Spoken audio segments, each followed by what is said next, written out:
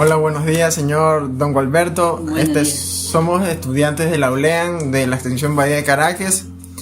Venimos aquí a hacerle una entrevista sobre su vida, su pasado y que nos cuente algo adicional y unos versos. ¿Ya? ¿Me podría ayudar con su nombre y sus dos apellidos? Yo soy José Gualberto Pinargote Taller. ¿Tiene algún apodo, un sobrenombre? Tengo mucho, pues eso no lo voy a decir. El mejor es el que tengo, esta Tachuela, por el porte. Ya, ¿me podría ayudar con su año de nacimiento y ciudad, por favor? Lugar de nacimiento y residencia. Yo nací el 45 en Betillal, de Loy Alfaro. Pero me inscribieron en Boyacá. Yo tengo 78 años. ¿Y su actual residencia dónde es? Yo ahí me crié en Cañaveral, aquí, en San Isidro, parroquia de San Isidro, en Cañaveral, y ahora vivo aquí en Piquirú. Listo. Ya, ¿qué recuerdos de sus primeros tiempos recuerda? Ahí era todo diferente. Por ejemplo, yo veo ahora nosotros tenemos hasta 3 pares de zapatos, a veces nosotros no teníamos ni uno, a veces un parcito de zapatos, y ni idea nos acordábamos de que los zapatos, los caminos eran bastante lodosos. Usted lleva sus zapatos en la mano. ¿Para qué? Para ponérselos donde llegaba. Ahora, en cambio, si usted no anda con zapatos, no puede andar, porque entonces es distinto. Y me acuerdo mucho es que mi familia viajaba de Betillal a Los Bravos Chon, y también de Río Mariano acá a Cañaveral, donde yo me crié. Ese era la familia de mi mamá es de Río Mariano, entonces mi papá es de Los Bravos. Entonces mi papá vivía en Betillal y viajaba de Betillal a Los Bravos, y también a Río Mariano. Y de Río Mariano, ya que llegamos a Cañaveral ya a vivir acá, yo tenía un añito, dice, cuando me trajeron, eso sí no me acuerdo. Entonces ya ahí me crié en Cañaveral. Somos 10, 3 varones y 7 mujeres. ¿Cómo eran y quiénes eran sus padres, su familia, sus vecinos? Mi papá era Francisco Pinargote, mi mamá Rosa Taller. Mi papá ya murió, mi mamá vive todavía, ella tiene 105 años. ¿Su mamá? Sí. 105 años. Todavía vive, poco está enfermita ahorita, pero... ¿Algún familiar suyo que nos quiera contar? ¿Sus hermanos? Me acuerdo que yo era engreído de mi tío Eduardo, ya falleció él. Yo cuando estaba pequeño él me venía a ver para llevarme de Cañaveral a Río Mariano a pasear. Y también otro tío político que llamaba Miguel Lor me llevaba a Betillal. Y yo siempre andaba con ellos, de Betillal a Los Bravos, así como le conté ahorita, así. Por eso es que me acuerdo de esa. ¿Y sobre sus abuelitos, abuelitas? Mi abuelito, solamente conocí mis 2 abuelitas, porque mis abuelitos, yo estaba pequeño cuando murieron. Yo me acuerdo que mi papá y mi mamá llegaron llorando, seguramente era cuando ellos lo habían dejado sepultado. Sí me acuerdo de mis abuelitas, por parte de mi papá Emiliana Zambrano, y por parte de mi mamá Catalina Talledo. En el tiempo de sus abuelitos existía el machismo. Pues sí, pues. En ese tiempo yo no me estaba acordando de mi tía Mercedes Pinargote. Ella nunca tuvo hijos, pero sin embargo nunca se movía del horno, daba vuelta por ahí. Todo el día era ese trajín. Usted no la veía salir, cuando salía a pasear ya era como un milagro. Ella solamente en el horno. ¿Qué pasa? Que ahora, por ejemplo, la salprieta la compramos, el maní lo compramos, el café lo compramos. En ese tiempo había que tostar toda la semana 2 tomas como la de café, 2 de maní y 2 de maíz para hacer salprieta. Y se hacía toda la semana para Se hacía al inicio de semana para toda la semana. Y ahora no, ahora se compra nomás. Entonces, ya hablando del tema de la comida, ¿ustedes mismos cosechaban algo de su comida? Bastante, pues ahí existían las eras. Las eras son una de caña, unas tarimitas, entonces arriba usted le ponía tablitas de caña, todo de caña, y le tiraba tierra de esas que nosotros le decimos tierremonte, como abonada. Esa tierra la tiramos ahí, y ahí se sembraba cebolla, cilantro, ají, tomate. Me acuerdo que los tomates en ese tiempo ahora les ponen para que los amarran para que echen. En ese tiempo colgaban, de la era colgaban. Entonces, uno hacía una era para tomate, otra para cilantro, otra para cebolla. Entonces los aliños nunca se compraban. De repente compraban pimienta, pero los aliños estaban allí. Y el mismo frijol, había un frijolito que le llamaban frijol de repollo, que yo todavía conservo la semilla. El frijol de repollo era muy bueno. Casi en mi casa, casi todos los días se comía. Otra de las comidas que era favorita de mi familia, el caldo de verde, que le llaman caldo de plátano. Nunca faltaba el caldo de plátano. Podía ser que hubiera caldo de gallina, pero el caldo de plátano también estaba ahí en la mesa para que se sirviera. Entonces, nunca faltó. Casi puede ser un milagro que no hubiera caldo de plátano. Porque ya le digo, así hubiera caldo de hueso, caldo de gallina, caldo de lo que hubiera, pero el de plátano estaba bien. Pero eran unos caldos, pues, demasiado buenos. Decían de plátano, pero más eran de queso, porque en ese tiempo casi, si usted tenía una vaca, usted no vendía, ¿no? Todo era para lidiar. Sí. ¿Ha cambiado algo la manera de sazonar la comida, la preparación? Nosotros muy poco, porque sí tenemos, claro que sí compramos algunas cosas, pero nosotros hacemos huertos para eso, y hemos aprendido a hacer abonos orgánicos, que nos han enseñado los que han venido, y son muy buenos. Hemos aprendido hasta capturar los microorganismos. ¿Para qué? Para multiplicarlos. Nosotros aquí, por ejemplo, en la finca, nosotros no permitimos poner veneno matamonte. Solamente se trabaja el machete, porque el matamonte daña la tierra. O sea, que si usted aquí ve estos bosques, ahí es café, pero no lo vamos a mochar ese bosque. ¿Por qué? Porque usted allí va y recoge tierra, y usted donde quiera lleva esa tierra y siembra y le produce lindo. Está abonado. En sus tiempos, bueno, a comparación de ahora, ustedes mismos aliñaban, preparaban el aliño de la carne. ¿Claro? ¿Y ahorita actualmente lo siguen haciendo o ya lo compran ya hecho como es actualmente? Le digo que a veces compramos cuando no tenemos, pero siempre tenemos. Aquí atrás, por ejemplo, hay matitas de ají para los aliños. Y bueno, ahorita no tenemos eras de cilantro o repollo, porque es que en el invierno como que se pudre Entonces, ya ahorita que empieza el verano empezamos a hacer las eras, porque tenemos semillas de cilantro, y cilantro criollo, no del otro, y cebolla de esa que le decimos cebolla de ajo. ¿Usted pudo ir a la escuela? Sí, ya estudié, primeramente estudié primer grado, profesora particular, una profesora que mi papá llevaba para los vecinos y para nosotros. Solamente era una profesora. Era una profesora, no era escuela, no la pagaba el gobierno, sino los padres de familia. Entonces, como habían vecinos, 3, 4 vecinos, y nosotros ahí, la escuela era en cualquier casa, en la casa que estaba más cómoda. Ahí siempre era en la casa, porque mi papá tenía una casita, una sala grande, ahí era. Pero sí existían las escuelas, ¿verdad? Claro, sí. Solo que les quedaban lejos. No, pero quedaban lejos, solamente en San Isidro, porque de ahí vino una escuela a Palmar, y mi papá me había mandado 4º grado a San Isidro, que ya había escuela, había una escuela católica y había la Benalcázar.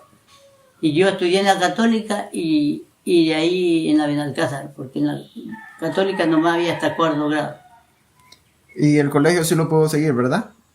Vea, mi papá, cuando yo terminé primaria, que no terminé porque caí enfermo, después tuve que terminar en la casa con un profesor que vino a Palmar, y él dormía en la casa, ahí terminé la primaria yo. Me dijo que si quería ir a a estudiar porque había un sacerdote que me quería llevar a Puerto Viejo. Me decía que me fuera, yo no quise ir. Y de ahí me quisieron mandar a Bahía de Caracas a los salesianos, tampoco quise ir. Pero qué pasa que cuando yo ya me casé, aquí ahí cuando Roldós se cayó del avión, en ese año el 81, se abrió, había ya la escuela, los centros de cultura popular. Y me dijeron que fuera al seminario y yo fui al seminario.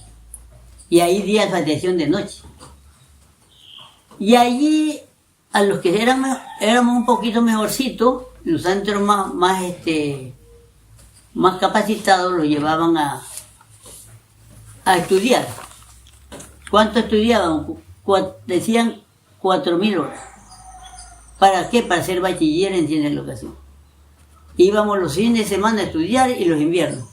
Y ahí yo me hice bachiller en ciencia de la educación y tuve amistades en la Dirección Provincial de la Educación, que era en ese tiempo el abogado Magno Interial, que era el director.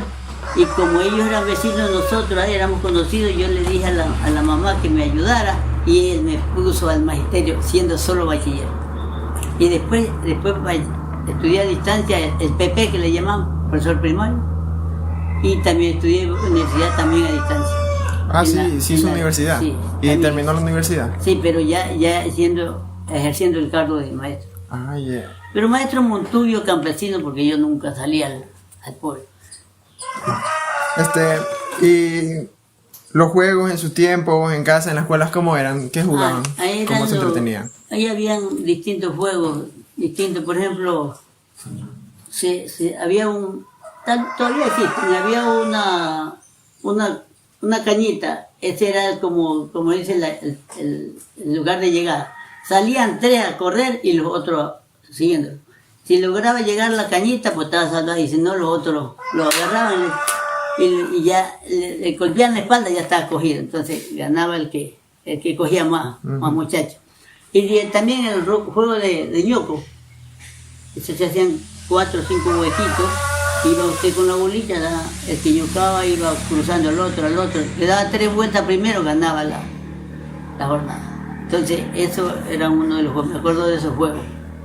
Y el otro pues ya empezamos a jugar pelota indoor, pero con pelota de trapo, porque ahí para encarar una pelota nosotros íbamos recogiendo, y me acuerdo que nos costó 30 sucres, parece que nos costó una pelota, y la teníamos que tener escondida porque mi papá y mi mamá no nos dejaban jugar. Entonces teníamos que tener escondida. Cuando ellos iban, era que jugábamos. Ahí la seguíamos escondida. Seguramente ellos nos veían la pelota que la teníamos escondida, pero no decían nada porque nosotros no jugábamos al frente de ellos. Había ese respeto. Y sobre la importancia de la pareja montubia, ¿qué nos puede decir?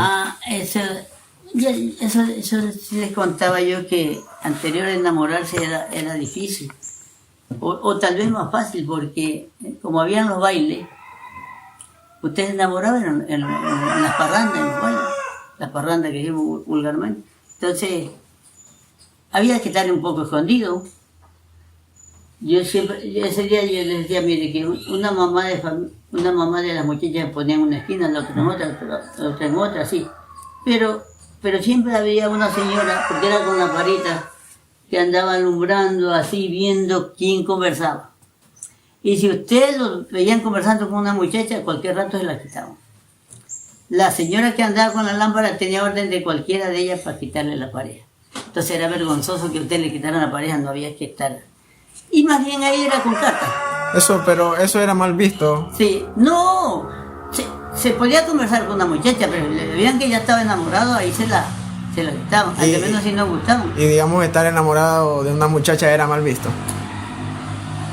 No todo el tiempo, porque habían unos que sí gustaban, eran amigos y sí. Pero sí. O sea, se la quitaban los papás de ella, ¿verdad? O la que andaba con la lamparita, una de las dos. Ya, sí. Entonces, ahí era, sí.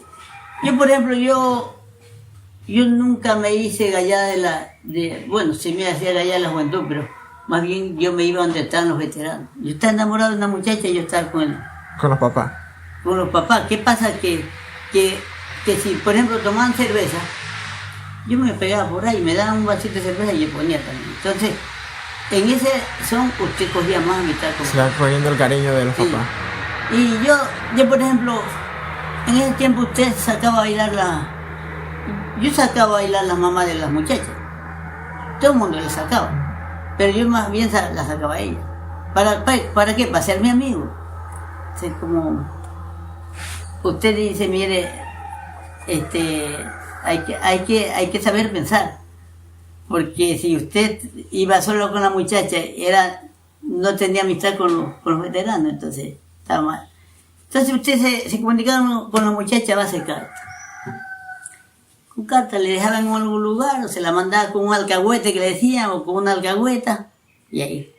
Esa era la única forma de enamorar a una Sí. chica. A veces los papás sí sabían que estaban enamorados, pero de todas maneras había que respetar.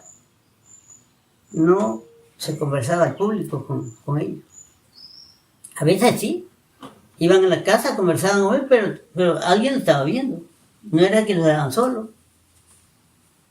De eso he hecho unas coplitas, de eso de lo que lo estoy diciendo, de cómo se enamoraba uno en esos tiempos.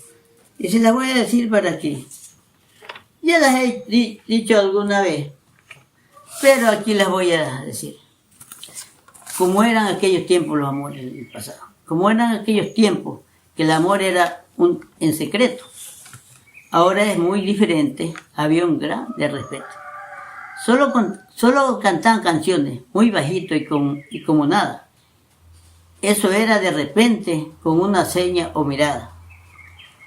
Con eso se contentaban los que eran enamorados, porque se hacía muy difícil estar cerca de su lado. Con la mirada tal vez se iban haciendo amigos, y así los dos se miraban, ya era correspondiente. Cuando los dos se miraban ya, pues ya.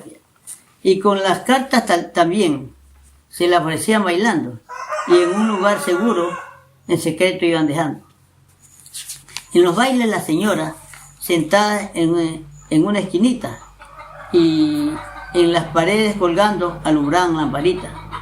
Una señora rondando con lámpara en la cabeza tenía que tener cuidado para la siguiente pieza, porque si usted seguía conversando en la oreja a la señora de un jalón le quitaba a su pareja. Y si sus papás se enteraban que su hija se quería casar, la llevaban en una noche a vivir a otro lugar, muy lejos de allí. Cuando una seña se hacía o se tiraba un pichito, tal vez por casualidad algún beso escondidito.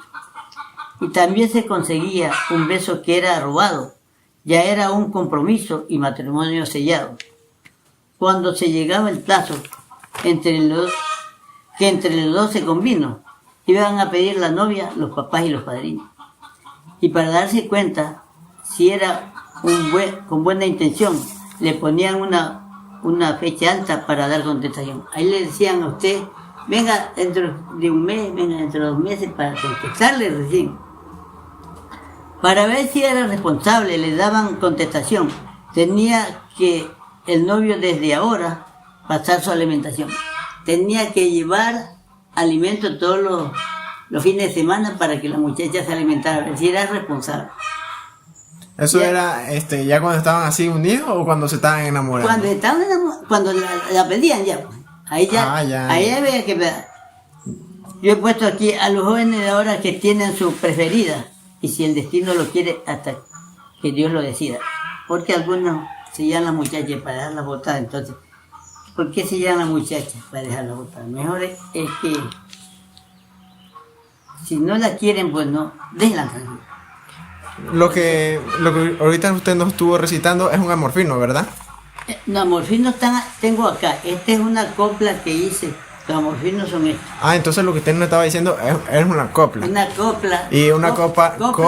¿Cómo era el enamorarse en el pasado? Y la definición de una copla, ¿qué es? ¿Qué es una copla? que va con plan. Los primeros con los segundos. O sea, lo en medio, dése cuenta aquí nomás que yo ponía para él si era responsable, le daban contestación. Tenía el novio que desde ahora pasar su alimentación. La de acá, la de en medio, copla con la última. Ah, son como rimas así entre... Rimadas, sí. Ya. Anterior la más décima o rima. Estos son amorfinos que unos son acotejados y otros son...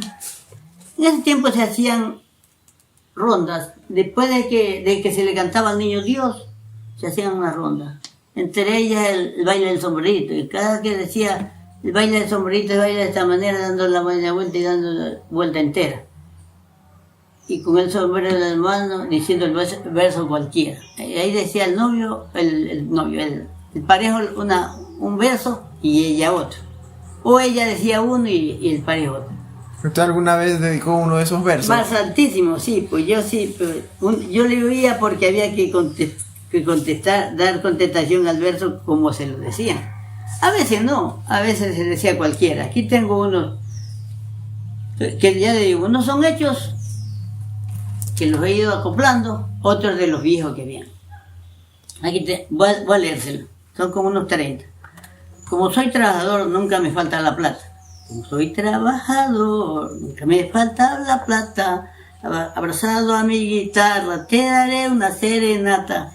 Ella le contesta, no me traigas serenata, porque esas son aburridas. Tráeme dulce y galleta, pa' que me endulce la vida. Yo vengo de lejas tierras para mirar tu sonrisa, pero tu papá prometió darme una fuerte paliza. Yo te vi cuando llegaste, asustado y con calor. Una paliza es muy poco para conseguir mi amor. Mire, van con contención. Unos, otros no. Los dos somos igualitos. Porque, a ver, los dos somos igualitos, porque es que me reclama. ¿Cuál de los dos pesa más? Pensando en una romana. Tú dices que no me quieres, porque yo soy poca cosa. Entonces cuando me ves, ¿por qué te pones nerviosa? 3 veces cogí la pluma, dice, 3 veces se me cayó, 3 veces firmé tu nombre, 3 veces se me borró. Señorita, venga acá, dice, a tenerla en mi brazo. Mire que los hombres buenos ya se están poniendo escasos. En este pueblo que vivo, dice ella, hay campo para recorrer. También hay hombres buenos para poder escoger. Dice ella, ¿cuánta vuelta tendrá el río para llegar a la mar? Él le dice, ¿cuánta vuelta tendrá el río para llegar a la mar? ¿Cuántas vueltas daré yo para poderte olvidar? Y ella le contesta, las vueltas que tiene el río son 144. Ahora diga, jovencito, ¿cuántos pelos tiene un gato? Sigo. Siga. Yo ya tengo una casita para formar nuestro hogar y pienso comprar un carro para salir a pasear. Quisiera, pero no puedo, hacer mi casa en el aire para yo vivir solita y no molestar a nadie. Debajo de tu casa grande voy a ser la mía chiquita para ayudarle a pasar su tragedia, señorita.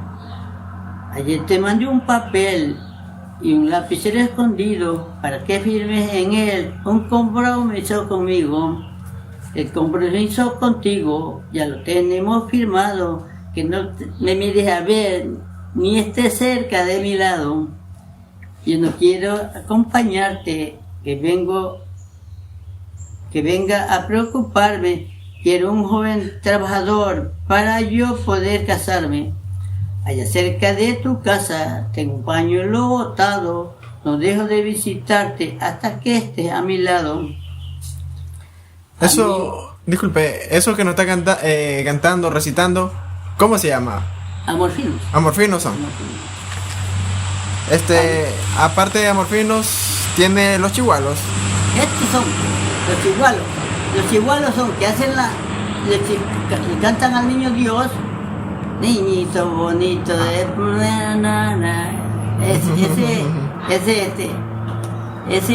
esos son los primeros que cantan niños Dios y después se hacen esto. ¿Y sobre los pasillos en la cultura montubia? ¿Cómo? Sobre los pasillos. Pasillos son canciones. Ajá, sí. Tengo una, pero es de ahora. Porque los pasillos de anteriores, por ejemplo, yo todavía se oyen cantar ahí yo he visto en el YouTube, en esa emisora, todavía dan esos pasillos de anteriores. Julio Jaramillo, así. Sí. Son algunos. No sé si los termine de hacer, falta todavía algunos. ¿Estoy demorando mucho? ¿Oh? No, tranquilo nomás, desenvuélvase, diga ahí. ¿Sigo con lo otro? No, déjeme... algo sobre las danzas y bailes tradicionales de aquí. Bueno, y es que aquí el baile era como dijo usted, ahora eran los pasillos, los pasacalles, y se cantaba con pura guitarra en ese tiempo. Era base de guitarra, casi lo más de los recintos tenían 2, 3 músicos. Entonces, yo me acuerdo que yo salía con mi hermana y mis primas, que también hice unas coplas de eso. Con mi hermana y mis primas eran como mínimo 8. Y yo donde llegaba a una casa ya estaba el baile. Porque eran 8 parejas que yo cargaba. Claro que yo cargaba a mis hermanas y mis primas, me trataban de lo mejor, porque si me trataban mal, yo cualquier rato me llevaba mis parejas. Sí, y se terminaba el baile. Y también en la casa que iban, por ejemplo, si nosotros íbamos a una casa, no dejaba de ver 3, 4 parejas también. Entonces ya estaba el baile. ¿Y qué bailaban? O sea, ¿cómo bailaban? Ya le digo, pasacalle y pasillo era el baile. El bolero también, pero el bolero ya muy poco. Dicen que los bailes de ahora son más despreciosos, pero porque se apegan. Ajá, sí. Se apegan. Pero en ese tiempo el bolero era también demasiado pegado. También era que usted tenía lugar a... Yo me acuerdo que en un baile donde los murales le quitaron la pareja a un muchacho, porque la pegaba mucho, la cargaba demasiado apegada. Y le dije, oye, es que la tienes sin resuello, que te la apreté y se la quitó, mi hija no baila contigo, y se la quitaron. En esos tiempos no se podía pegar mucho a la pareja, ¿verdad? No, su pareja de baile, claro, ¿verdad? Se estaban dando cuenta los papás de eso. Y la cogía y la tenía demasiado pegada en el bolero y se la quitaron. Eran como medio celosos los papás en ese tiempo. Eran celosos. Pero eran más con las mujeres, ¿verdad? Claro. Sí.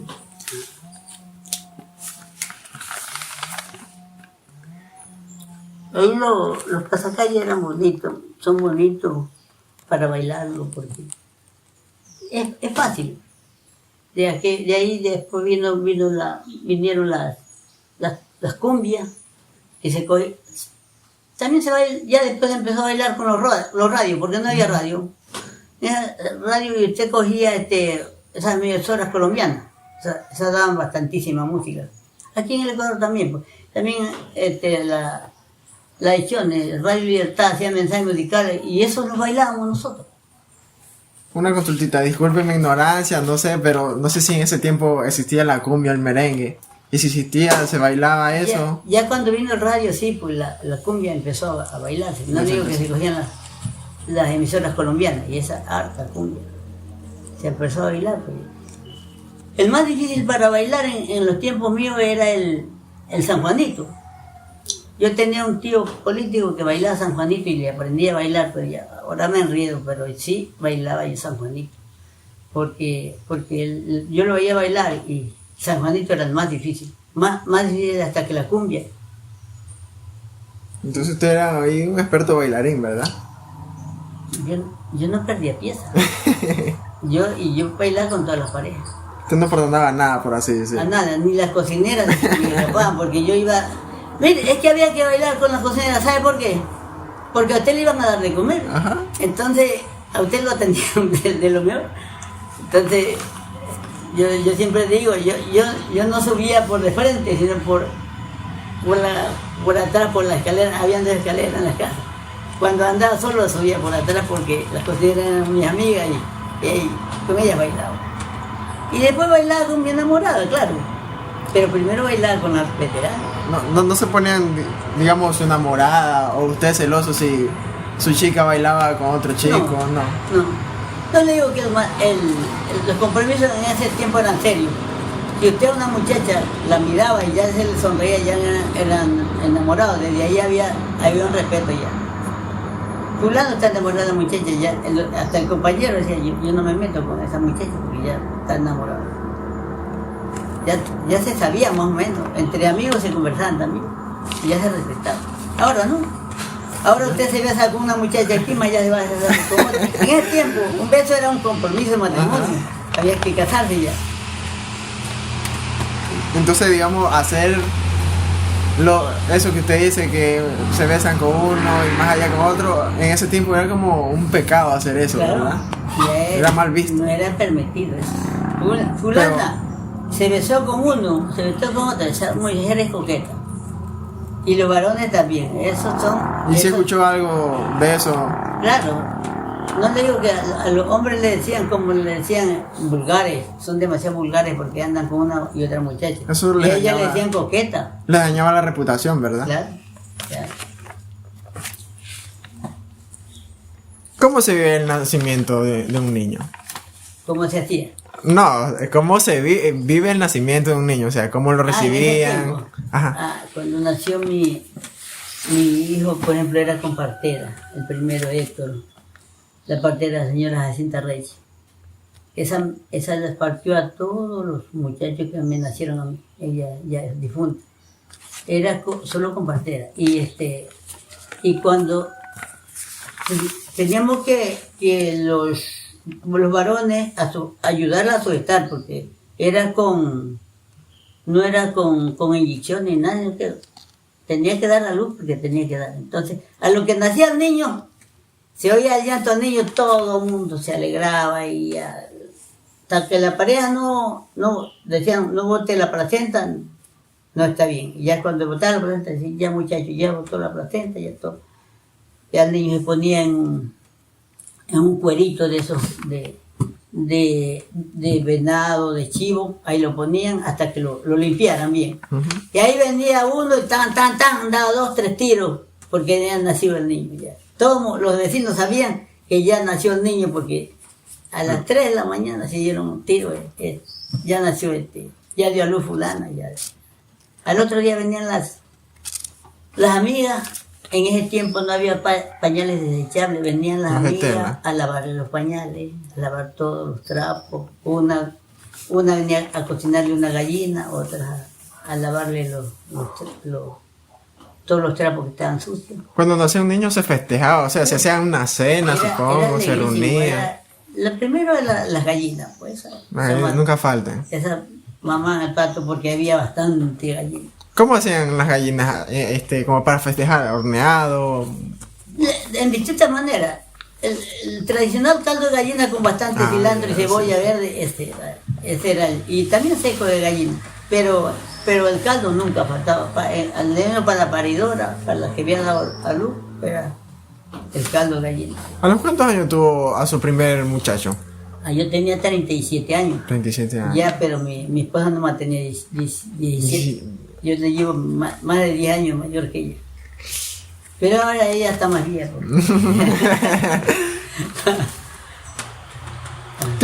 ¿Qué importancia tienen las comadronas o parteras?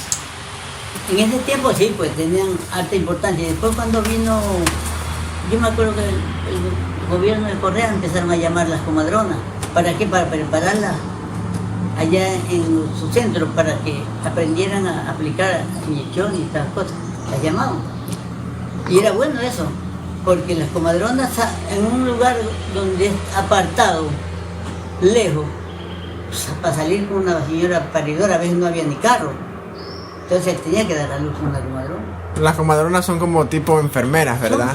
Son parteras, enfermeras, como que saben mucho de parto y todo. ¿Y qué significa estar moro o mora? Moro es cuando no se ha bautizado a un niño. El morito, le decían al morito al niño porque había nacido y todavía no estaba bautizado. Hasta que no se bautizara,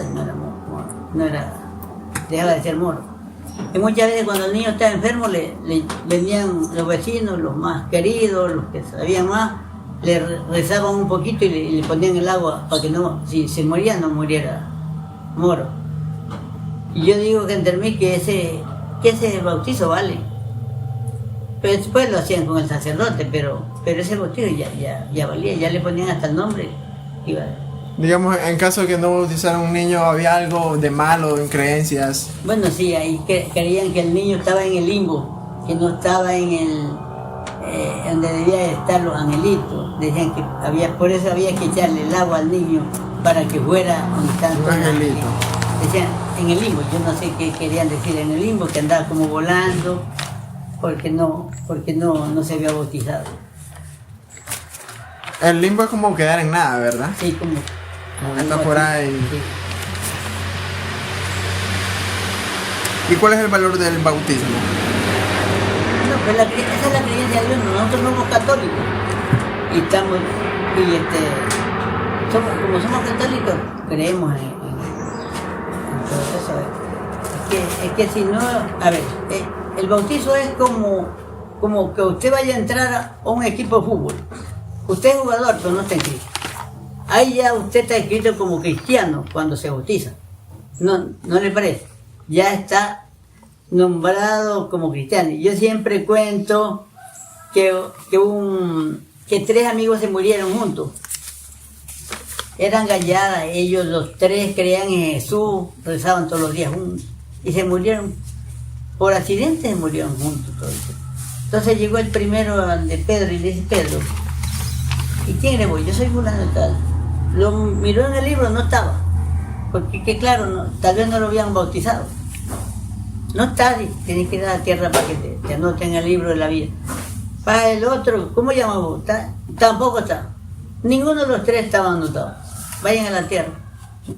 ¿Qué pasa? Que el otro día se asoma Pedro al cielo y ve a los 3 que él había mandado a la tierra, que alababan con los ángeles a Dios cantando, haciendo alabanza.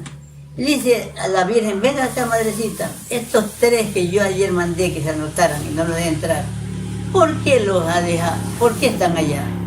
Dice: ay, Pedro, perdona, que es que ellos eran amigos de mi hijo, de Jesús. Eran amigos de mi hijo. Y él me dijo que los hiciera entrar, yo los hiciera entrar por la puerta de atrás. Entonces yo siempre digo el chiste, por eso yo entraba por la puerta de atrás para hacerme amigo de la señora, que es como la Virgen que son. Entonces ese es como un chiste, como una referencia. Una referencia. Entonces hay que creer en Jesús para entrar, así sea por la puerta de atrás, pero entrar al cielo. Entonces esa es la creencia de nosotros, que cuando uno muere hay otra vida. Por eso hay que bautizar. ¿Usted cree en la reencarnación? No, eso de reencarnación, no. Lo que creo yo es que hay otra vida. Porque si no hubiera otra vida, cuando usted sueña y se encuentra con un familiar que es difunto, es que los espíritus se encuentran. Entonces sigue habiendo vida. Digamos, usted sí sabe que a veces hay como que hay almas ahí que quedan en pena. ¿Usted sabe o creencias a qué se debe eso? Eso, mire, ahora es tiempo, decían cuando los patrones, que se oía trabajar en las manchas de caña, se oía picar. Pero eso era invento de los patrones, para que el trabajador no hiciera maña. Como dicen, que trabajen muy poquito y no que trabajen con conciencia. Pero eso es mentira. Las ánimas no vienen a trabajar. No. Pero mire que yo le digo que hay otra vida, porque cuando Dios se le presentó a Moisés en la zarza que ardía, que le dijo, no tengas miedo, yo soy el Dios de Isaac, el Dios de Jacob, el Dios de Abraham. Le dijo: yo soy Dios de vivo, no de muerto. Y ellos ya están muertos. Entonces, ¿qué pasa? que él era el Dios de ellos, entonces estaban vivos. Yo no soy el Dios de muertos, soy el Dios de Dios vivos. los vivos. Por ahí vi, leí en la Biblia ya que decía que no había que alabar así, estatuas, No. a figuras así. Pero eso se refiere a que en ese tiempo se desviaron y adoraban becerros. Ajá. Pero los santos de ahora no son becerros. Son una imagen de San Antonio, por ejemplo. Ajá, sí. San Antonio era bueno. Entonces, no es un becerro, no es una cosa de... No un toro, no. Así, no. Es como que usted tenga Una figura la humana. foto de su papá. Ajá, sí. Ese no es un becerro. Y usted ahí está y usted su papá lo respeta hasta estando ahí. Que ya murió. Entonces, pero usted sabe que su papá está ahí. Que está una imagen de él. Esa imagen. Imagen quiere decir que yo me imagino que está ahí. Esos serían, digamos... Pero no es porque lo adoramos nosotros al santo. a ese ese padre. santo. No.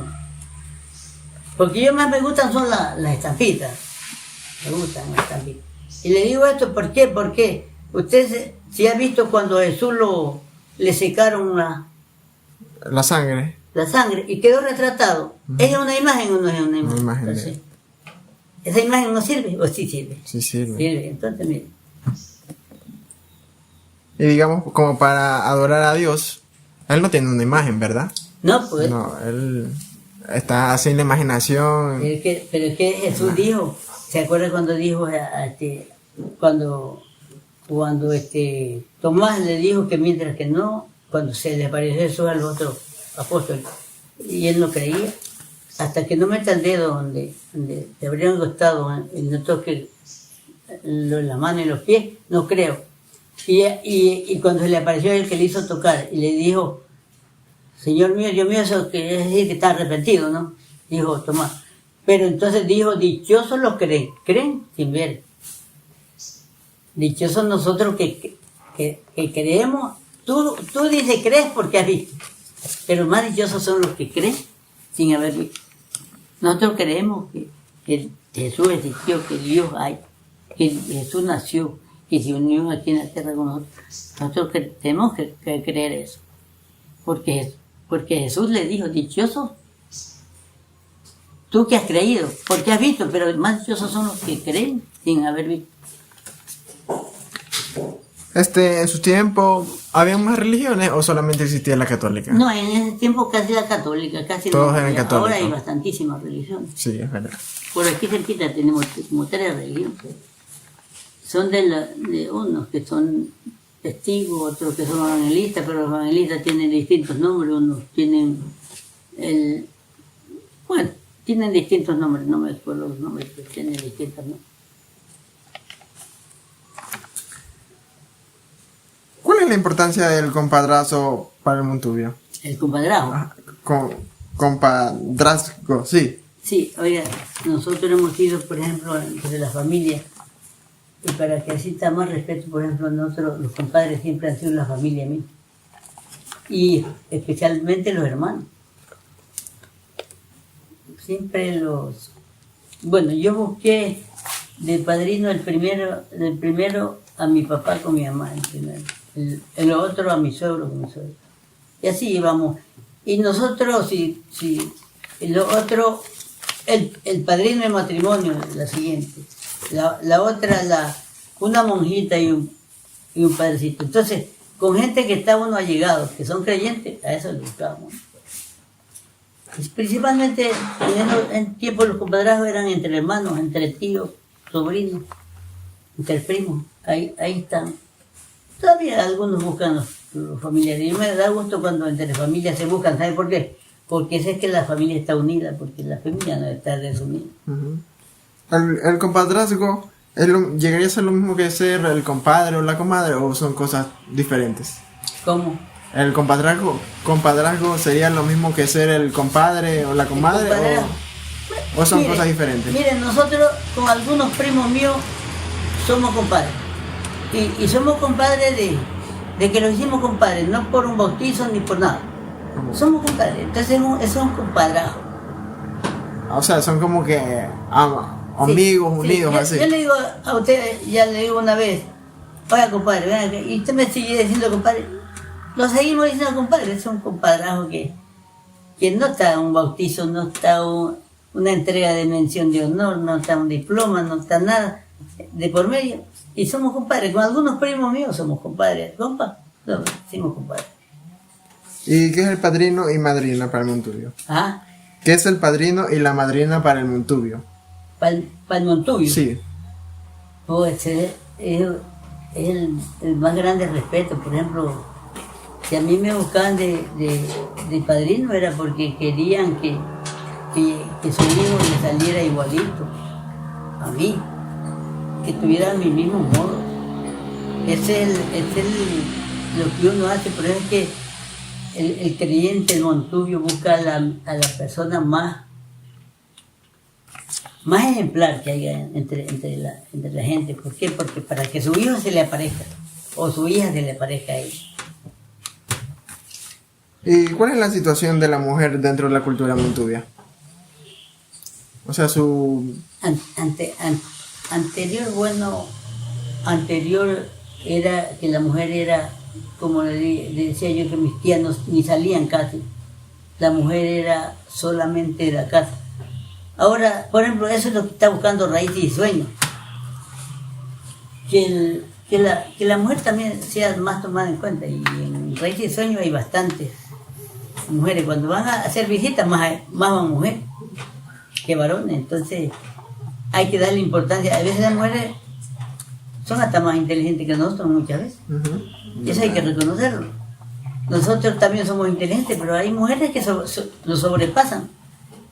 Yo, por ejemplo, yo soy mayor que mi mujer, pero en esa cuestión de entrevista, yo no valgo para entrevistar, pero ella entrevista. Ella hace las entrevistas y le hace bien. en su tiempo... Hace las celebraciones de un difunto, como lo hace cualquier sacerdote, y las hace, y yo no las hago. Claro que si algún día me toca hacer, la puedo hacer, pero no igual. No le va a quedar como a ella le queda. La hace bien, perfectamente. Y yo le digo, está bien que venga el sacerdote, pero si no puede venir el sacerdote, ella hace. Ya está. ¿En su tiempo las mujeres podían trabajar o solamente se quedaban desempeñando labores de la casa? Es que también trabajaban las mujeres en el campo. Yo me acuerdo de mi mamá, pues mi mamá tenía todo el tiempo una chacarita y ella iba con su machetito. Y yo sé lo que le decía a mi mamá, oiga, mami, ¿y usted por qué anda que canta? Me dice, es que las plantas tienen vida y hay que cantarles para que produzcan vida. Es que la planta tiene vida, ciertamente. Entonces, si la planta tiene vida, le escucha una canción, está contenta. Y cuando usted está contento, da fruto. No. Hace bien las cosas, usted, cuando está contento, todo le sale bien y hace bien las cosas.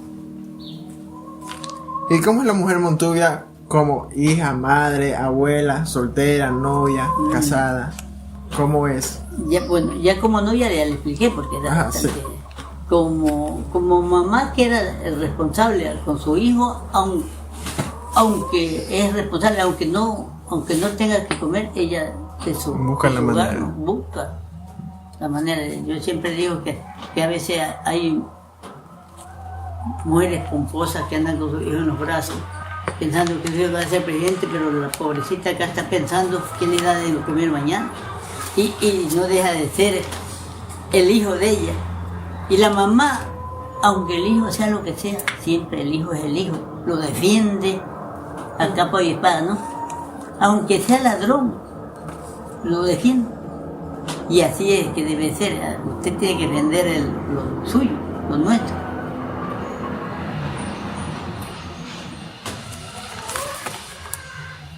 ¿Y cómo se vive la enfermedad entre familia?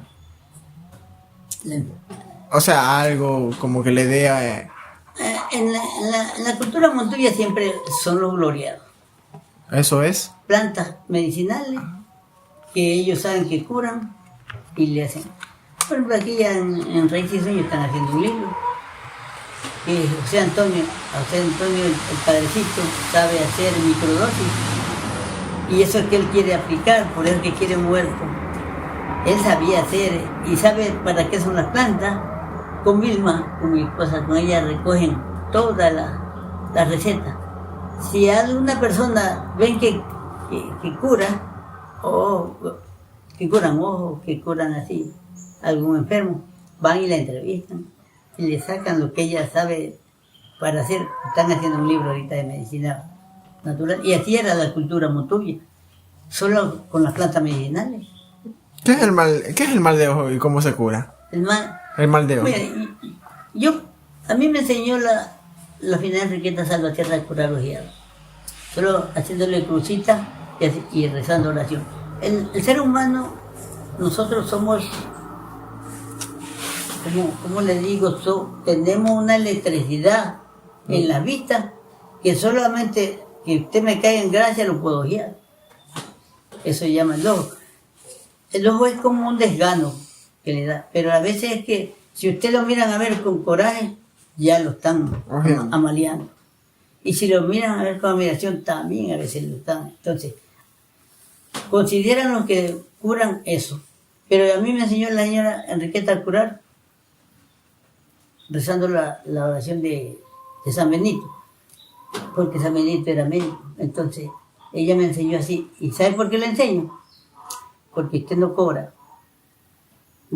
No se puede cobrar para curar a un enfermo. Yo le hago cruceta en todas las coyunturas, con montes o con... Y yo creo que se curan porque... ¿Por qué? Porque el malestar se cura con las plantas. Usted ve que todas las plantas son medicinales. Esas plantas meten en aguardiente y con eso sóbele en crucita, récele y vamos que se compone. ¿Cuáles son los síntomas de un mal de ojo? Se ponen desganados, así como que le duele la cabeza, eso, más o menos eso. Y a veces le da hasta fiebrecita, ya uno con desgano empieza la fiebre. Entonces eso le hacen. Y el pulso se pone bravo, claro, que con fiebre también el pulso está bravo. Nosotros que subimos de presión alta tenemos siempre el pulso bravo.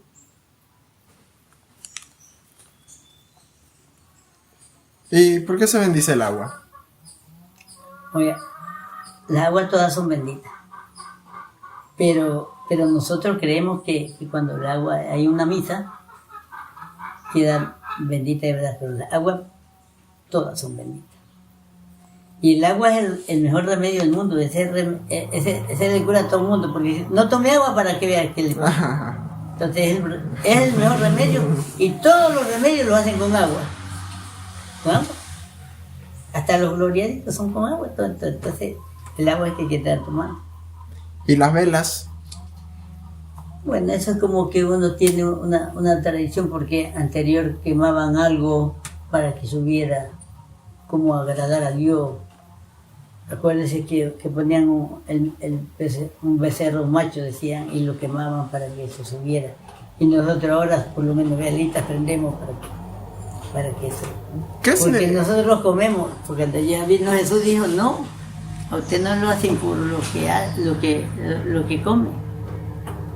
Podemos comerlo el chancho, porque en otro tiempo no se comía porque era uña partida, algo así. Ajá. Entonces, podemos comer de todo lo que lo hacen cura, usted es lo que dice y lo que hace. Entonces, ¿qué es y qué hace que uno le prenda una velita a un santo o a un familiar que haya fallecido? Es una creencia que nosotros tenemos. Una creencia. Por ejemplo, yo a San Antonio siempre tengo que estarle prendiendo porque yo soy devoto a San Antonio. Entonces, ¿qué era San Antonio? Hace parecer lo que está perdido. Y otra cosa que pidió San Antonio fue que él quería estar en la gloria. Porque la oración dice, verme en la gloria eternamente. Esa dice la oración de San Antonio. Entonces si usted es devoto a San Antonio, está pidiendo eso, la gloria eterna y que se le aparezcan las cosas que a veces se han perdido. Entonces le digo, se me han perdido las llaves. Y San Antonio, yo por lo menos una velita te voy a pedir. Si usted no le llega a prender, digamos, la velita, ¿usted no siente culpa? O sea, claro, no le prendí. Como uno que como culpable que no le aprendió, pero ¿cómo es? La promesa es cumplida, hay que cumplirla. ¿Y qué significa la muerte para el Montubio? Bueno, O sea, ahí en ese, el Montubio ya pues, mire que yo me doy cuenta es del, nosotros por ejemplo, nosotros Montubio, el velorio tiene que estar ahí. En la ciudad no, se da una misa y se acabó. Acá está el velorio las 9 noches enterita. Reza y reza. ahí con el cuerpo ahí. Claro, y con el cuerpo, por ejemplo, en mi tierra, donde yo me crié, había un difunto. Casi todo el mundo se iba a rezar. La rezadora que llegaba, pegaba a rezar. Terminó esa, la otra. La otra, habían hasta 10 rezos seguidos. Ahora 1 o 2, no hay más. Entonces, cuando se muere una persona hay que estarle rogando para que Dios la lleve a la eternidad, para que le perdone todo lo que ha hecho, si ha cometido algún error, que le ayude. Entonces yo creo que los rezos ayudan a eso. ¿Y qué ritos se utilizan para expresar, celebrar o despedir la muerte de esa persona? ¿Qué rezo? O sea, ¿qué ritos? ¿Qué rezo? A ver. O sea, ¿cómo despide a esa persona? Nosotros estamos enseñando en la cultura de nosotros que cuando una persona que está muriendo, rezamos el credo a todo. A todo, o sea, fuertemente. Para que el difunto esté escuchando, y esa fue la que creo en Dios Padre, todo poder para que y si usted puede rezar 30 credos antes de que muera, récelo y récelo duro. Está ayudándole a bien morir. Es como que le está diciendo que Jesús venga por su alma. Ya. ¿Cómo es la finca del Montubio? ¿La qué? ¿Cómo es la finca del Montubio? O sea, ¿cómo la tiene? ¿Qué hace en una finca? El Montubio tiene de todo.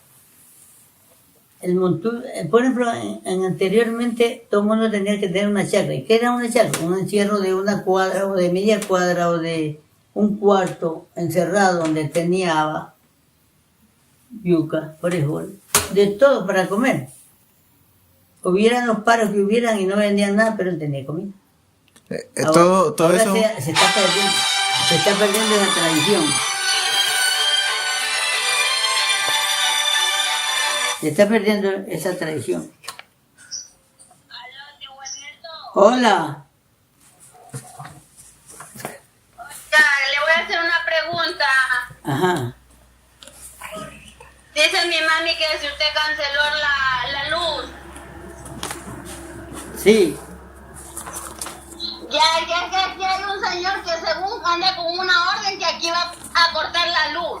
¿A dónde? No, yo le cancelé la de mi mamá, le está bueno,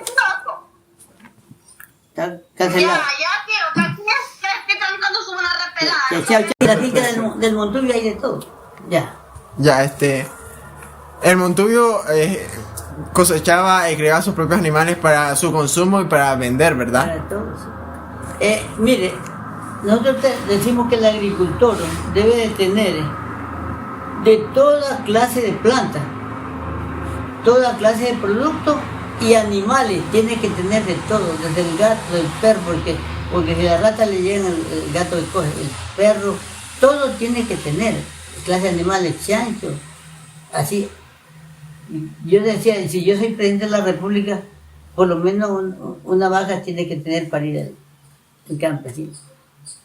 ¿Para qué? Así sea amarrada. Para que pueda alimentarse. Debía de ser así. En ese tiempo era, digamos, como que normal que no sé si tantas personas tenían finca. No todas tenían No finca. todas tenían finca. Pero los que tenían finca no eran mezquinos.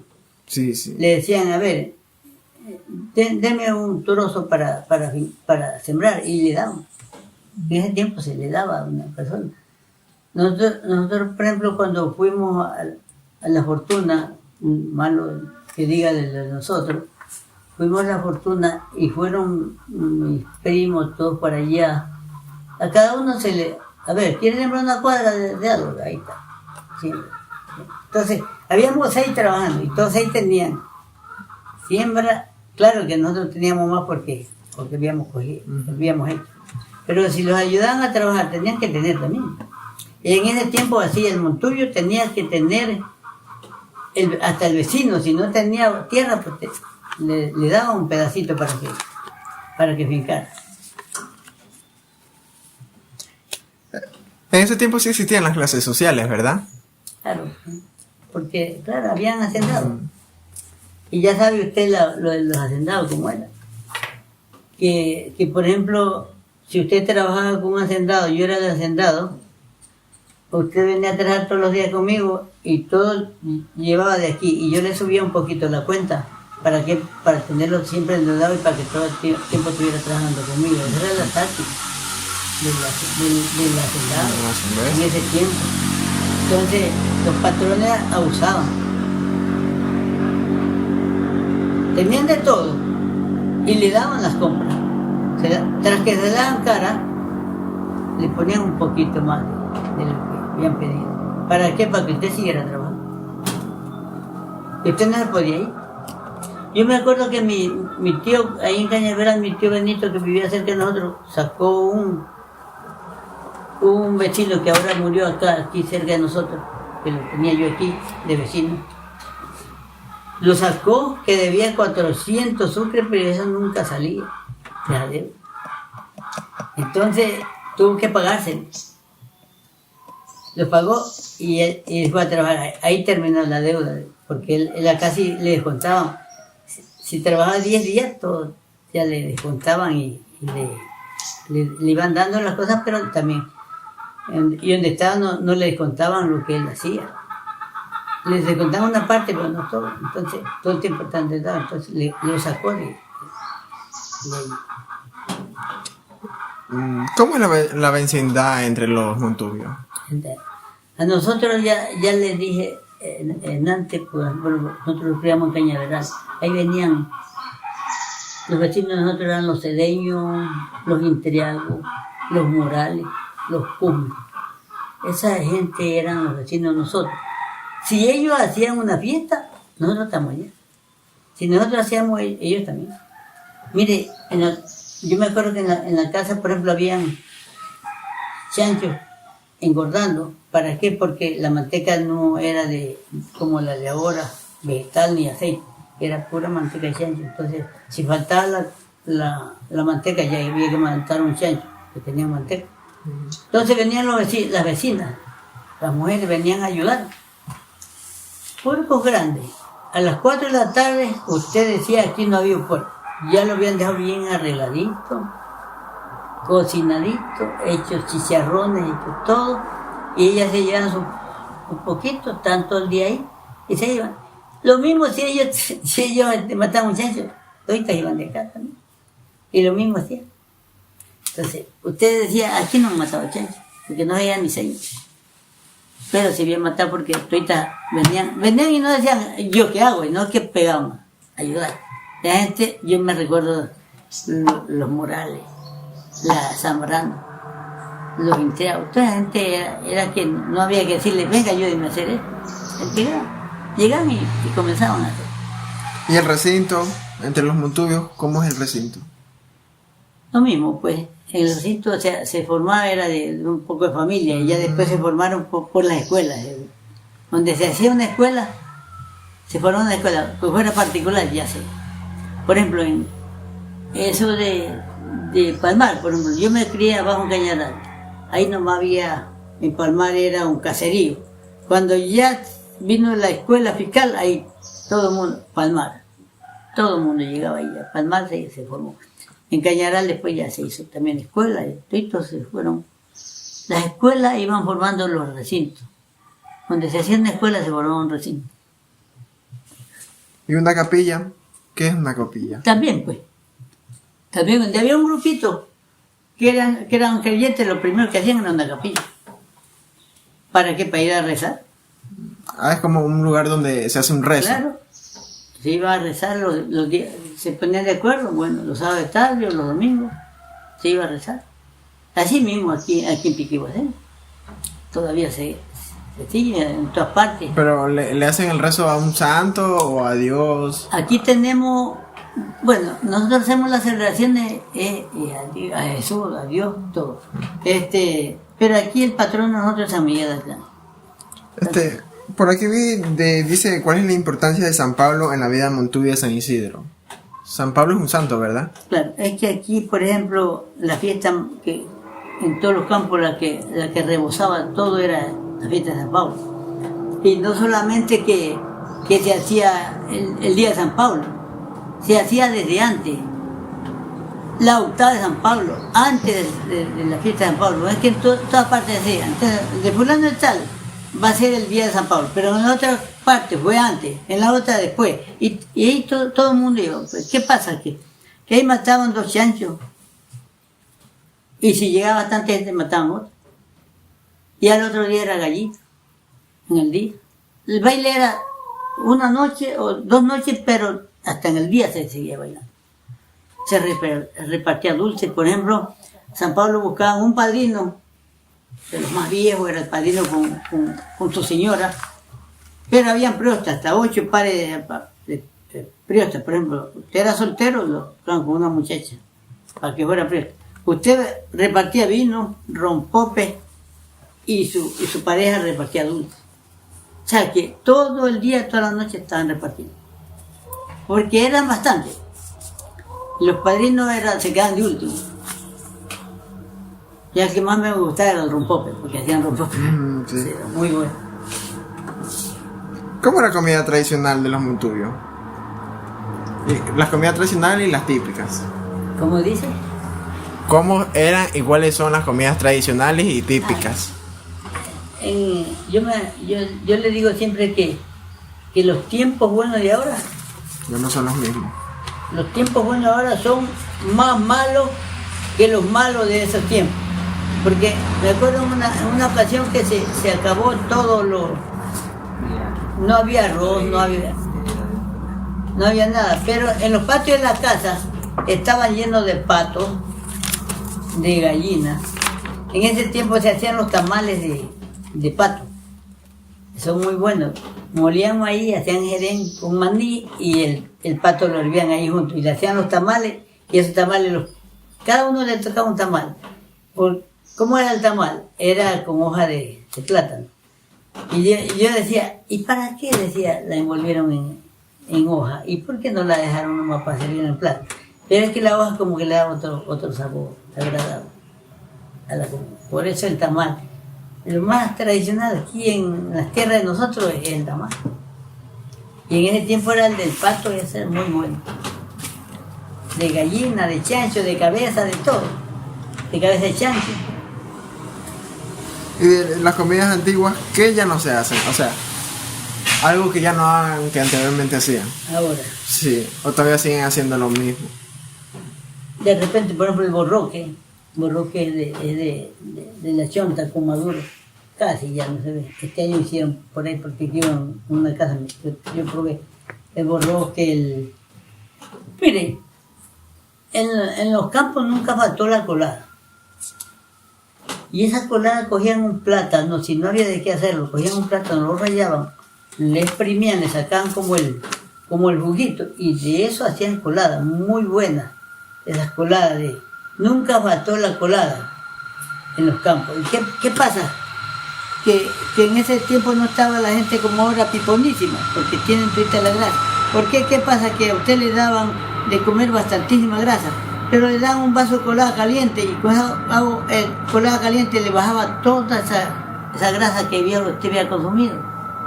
Y otra cosa, que usted trabajaba y sudaba, y sudando se va la grasa. Uh-huh. Entonces ahora nadie trabaja así, nadie suda tanto, nadie toma la colada, en vez de colada le toman un vaso de hielo, una cola, y eso se le va quedando en la barriga y va haciendo más barriga. Yo le digo siempre, vea que no tengo barriga, yo sirvo para modelo. Eso digo el chiste, porque... Como para ir cerrando la entrevista, todavía le queda algo de los amorfinos, Bueno, algo sí tenía- como para contarnos. sí. Aquí uno no leí yo, estoy aquí. Como Yo las te- coplas, Yo tengo los que pasa. visitarte muchas veces a la semana hasta que no vea mis zapatos debajito de tu cama. A veces cuando me duermo me dan muchas pesadillas. Será porque estoy pensando que tú estás en la orilla.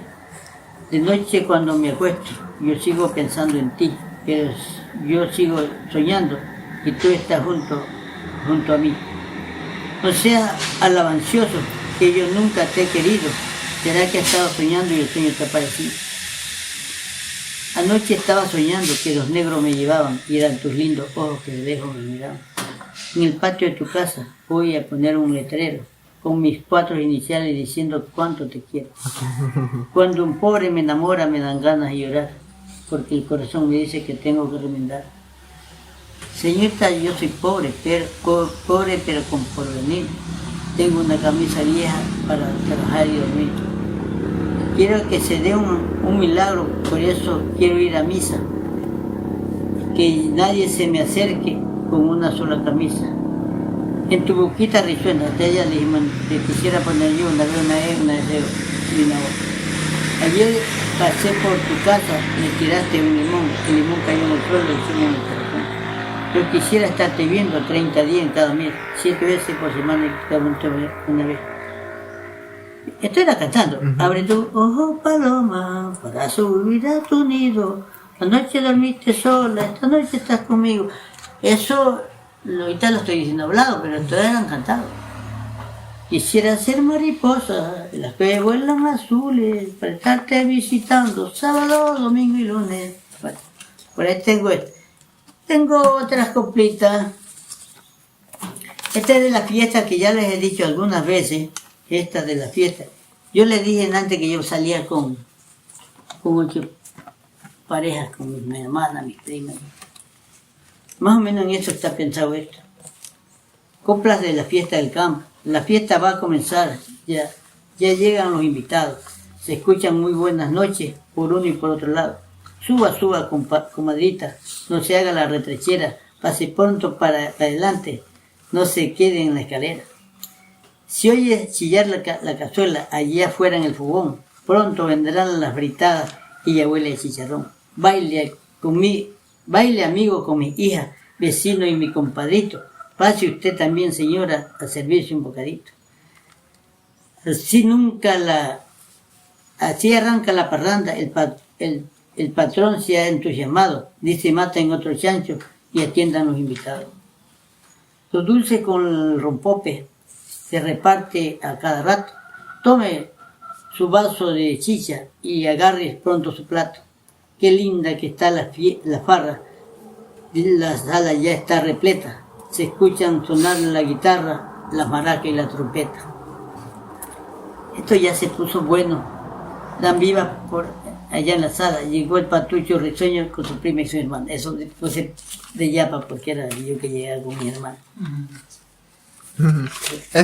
Una consultita. ¿Ah? ¿Sabe algo de aquí de las leyendas? ¿Algún cuento? Algo que se haya escuchado así. Cuento, pero ¿qué tan largo? Porque yo si cuento un cuento demoro como un cuarto de hora. Mucho. No, una leyenda, o sea, algo como una historia de aquí. Tipo una historia de duendes, de diablo, así. Algo que haya escuchado por aquí, así. Aquí sí, yo he escuchado, no he visto, pero he escuchado. Por ejemplo, anterior el duende se aparecía y se enamoraba de una muchacha. Entonces, ¿qué pasa? Que ella lo veía. Allá está el duende. Pero la gente no lo veía. Y ella se escondía y el duende de allá dije que le tiraba besos, le tiraba. Pero ¿cuál era el remedio para que el duende se fuera? Buscaban un joven, como yo, por ejemplo, un jovencito buscaban, para que cuando venía el duende, cuando la muchacha la abrazara y ella se dejara besar, basta para que el duende se iba. Nunca jamás regresara, ya era celoso. Entonces, ese era uno de los remedios. Otro de los remedios era que compraban una vasenilla nueva y le ponían comida ahí. Y ella comía de esa vasenilla para que el duende le diera asco y se iba y nunca más. Otra de las cosas que le hacían ir era que mandaban a publicar por la radio, porque en ese tiempo no había, por la radio, que un duende estaba, por ejemplo, en Piquín. Y ahí se iba, porque esos duendes son diablillos, venía el diablo y se los llevaba. Entonces, esas eran las recetas para ahuyentar al duende, porque perseguía a las muchachas. Nunca he escuchado que, digamos, al final de un arco iris hay oro, o ese oro es del duende, cosas así. No, eso sí no. Y digamos, como para ir cerrando la entrevista, ¿desea algo que nos quiera decir, algo adicional? Algo que se le haya escapado por ahí. Lo malo que ahora estamos perdiendo es, por eso hemos bajado nosotros este bosque aquí. Ya estamos desquiciando los terrenos. Ya los árboles que habían antes ya no hay. Ya no hay el matapalo, ya no hay el cedro, ya no hay el guayacán, ya no... poco se ve ya el ajo que le llaman. Entonces ahora hay otros árboles y eso es lo que anda la raíz y sueño queriendo rescatar, que esos árboles se vuelvan a multiplicar aquí para restaurar vuelta lo que está perdido. Por eso es que estamos ahora que a veces, por ejemplo, el guayacán florece 3 veces y se viene el invierno. Esa es la... Pero a veces está perdido el guayacán. ¿Por qué? Porque nosotros hemos deforestado mucho y ya no se viene el invierno cuando debe venir. Si no llega mucho, llega poco. Yo me acuerdo que en los tiempos de antes nosotros, dicen ahora el fenómeno se vino, llovía bastantísimo. Pero en el tiempo de nosotros llovía, todos los inviernos eran así. Por los caminos habían esteros, manados. Yo me acuerdo que yo iba de mi casa donde mi tío y ya se había plantado el agua y corría el agua. Pero no agua turbia ya, sino agua manada de la tierra. Entonces en ese tiempo había fenómenos todos los días. Ahora ya no, porque hemos deforestado mucho. Hemos trazado todo los árboles que llaman la humedad. Aquí, por ejemplo, yo cuando llegué aquí, del agua ya estaba húmedo. Yo le decía a mi hermano que se oía un grito de aquí a allá, y allá era húmedo y aquí era seco. Ahora estamos más húmedos nosotros aquí que allá, porque han talado mucho. Y aquí, en cambio, hemos dejado antes. Eso quería decir para que la gente cuide los árboles que habían y que ya no hay. Aquí tenía yo un palo de pomarrosa, se me murió, y ahora tengo un pequeñito ahí. Está chiquito, todavía es ya. Ese pomarrosa tiene tras de ser bonito, una fruta que es sabrosa, el medio ambiente lo compone, uno de los mejores para el medio ambiente. Una consultita, en el lugar, digamos, que usted está viviendo ahorita, ¿esto es así un terreno, o sea, donde digamos hay que pagar ese terreno, o es como que... Digo, como es un poco alejado, no sé si uno puede llegar y establecerse aquí o en verdad sí hay que pagar como cualquier terreno. No, pero como aquí nadie llegó a vivir así, si alguien llega, pues se le dice, bueno... Entonces estos terrenos así no... Yo algunas personas ahí, por ejemplo los vecinos que están allá, yo les di para que hicieran la casita. Y a uno les di carta de venta y a otros les daba hasta escritura. Entonces, porque son en la orilla y sabe que eso me valen para que cuiden. A veces nosotros vamos y aquí no queda nada. Los vecinos andan por aquí. Y siempre les digo, aquí viene un ladrón, pero por molestar. Porque, oiga, una cosa, el vecino, hay que tener vecino bastante. Porque el vecino, aunque le robe, hace más que su familia que está lejos. ¿Por qué? Porque lo está viendo ahí. Si usted cae enfermo, ¿quién lo? Al vecino. El vecino, ese que lo ayuda. Y más que nosotros decimos que de juego que se los comen las gallinas, decimos, y ellos también nos dicen que nosotros comemos las gallinas, pero de juego, para molestar. Pero nadie se come nada. Ya listo, señor Gualberto. Muchas gracias por su tiempo. Pero no me diga señor, porque el señor del cielo. Don Gualberto. Gualberto, nada, de Mendoza. Muchas gracias, Gualberto, por su tiempo. Gracias a ustedes. Aquí puede haber personas más para entrevistar. Y ustedes pueden entrevistar lo que yo les he dicho, a lo mejor es más. Hay personas más mayores que yo. Seguramente que Rey Sueño lo va a seguir entrevistando. Muchas gracias también. Eso sería todo. Chao. Los nombres de muchos santos y de productos de su sector. O sea que los recintos de San Isidro tienen nombre de santo y de producto. El Zapote tiene un nombre de producto. Santa Rosa, San Antonio, Piquigua, San Miguel. Mire, tiene nombre de santo y de rector.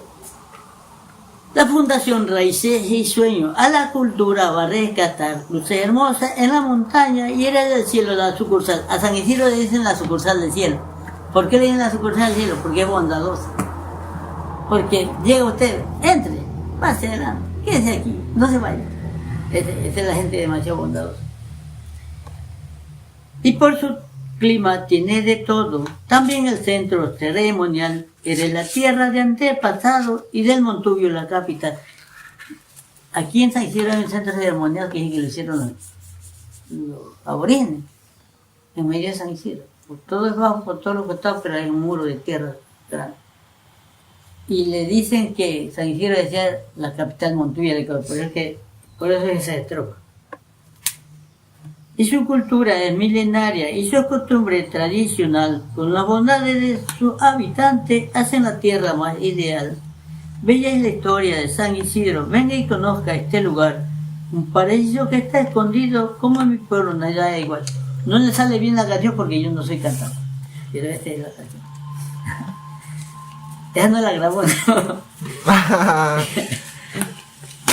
Ya no importa.